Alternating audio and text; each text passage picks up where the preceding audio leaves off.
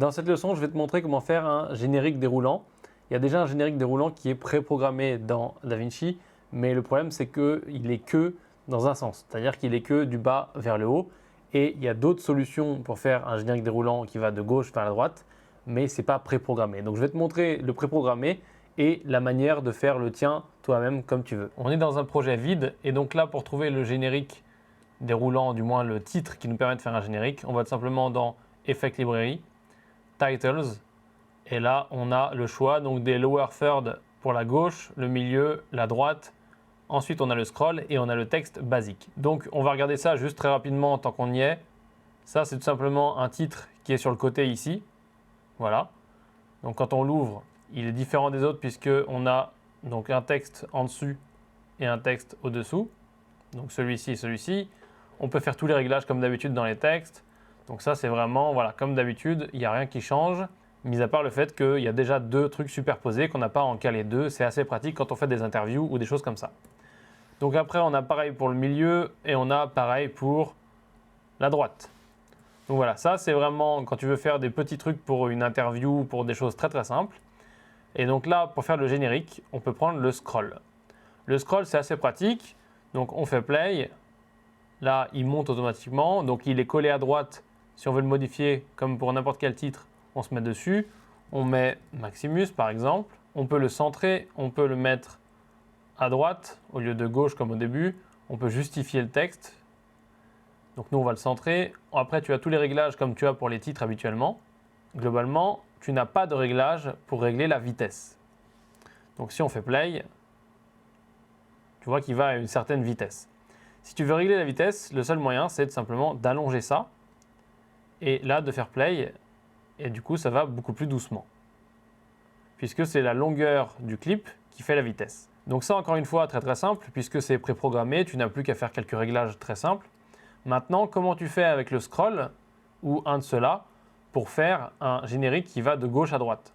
Eh bien tu peux pas, donc tu vas devoir prendre le texte normal et donc là le texte normal, on fait play, il bouge pas. On peut allonger autant qu'on veut, il bouge pas. Donc c'est vraiment un texte simple. Mais par contre ce qu'on peut faire c'est qu'on peut l'animer comme une vidéo. Donc si on se met ici, qu'on va là, on peut animer la position du texte ici, ou alors on peut l'animer comme une vidéo. Donc ça c'est un choix.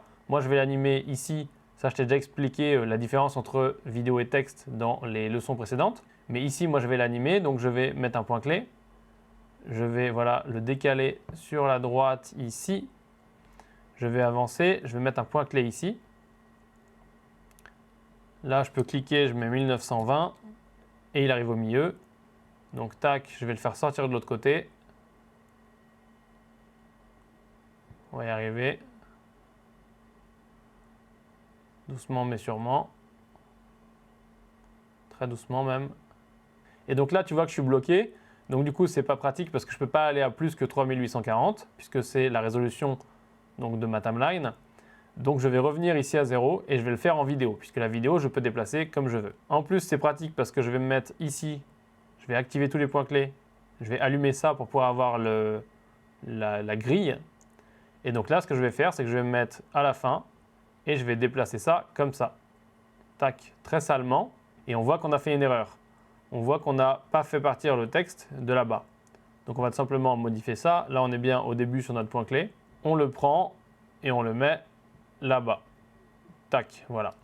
Maintenant, on voit que bien entendu, c'est pas très droit, c'est pas fait comme il faut, puisque ici, on n'a pas 0. Donc on va remettre 0 ici. Comme ça, il sera bien droit tout le temps. On va à la fin, on met 0 aussi, comme ça on est sûr qu'il est bien droit. Et on voit notre animation maintenant, si on regarde, le texte passe. Et donc on a un défilement de la gauche vers la droite. Si on fait play, alors ça va être saccadé, mais on va quand même pouvoir voir.